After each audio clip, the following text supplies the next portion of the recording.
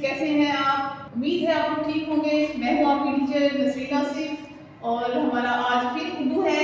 عنوان ہے ہمارا حروف تہجی۔ بہت سارے بچوں کو حروف تہجی اکٹھی لکھنا بہت مشکل ہو جاتی ہے، پھر اندر سے بھولنا شروع ہو جاتی ہے۔ تو دیکھیں، میں نے آپ کی حروف تہجی کو 3 حصوں میں تقسیم کیا ہے تاکہ آپ اس کو آسانی سے سیکھ سکیں۔ پہلا ہے حروف تہجی کے خاندان۔ حروف تہجی کے خاندان میں 4 لوگ رہتے ہیں، یہ آپس میں بہن بھائی ہیں۔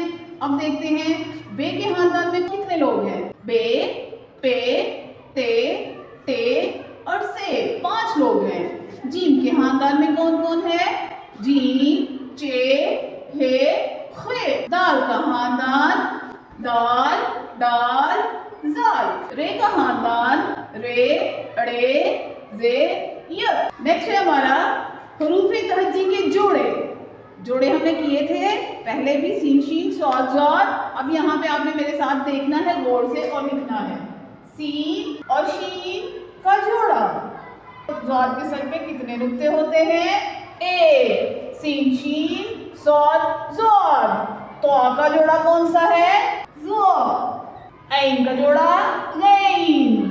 عین کے بعد ہے کاف۔ کاف کا جوڑا کون سا ہے؟ گاف۔ کاف اور گاف کا جوڑا۔ یہ ہمارے جوڑے مکمل ہو گئے۔ اب ہم لکھیں گے حروف تہجی کے الگ حروف جو نہ تو خاندان میں آتے ہیں نہ جوڑے میں آتے ہیں، یہ الگ ہی رہتے ہیں۔ وہ کون کون سے ہیں؟ پہلا ہے الف، اس کے بعد ہے الف مد آ، اس کے بعد آئے گا فے، اس کے بعد ہے قاف جو گاڑی بنا ہوتا ہے، اس کے بعد ہے لام، میم، نون گول پیالہ، واو، ہے، حمزہ، چھوٹی اے اور بڑی اے۔ یہ تھی ہماری حروف تہجی۔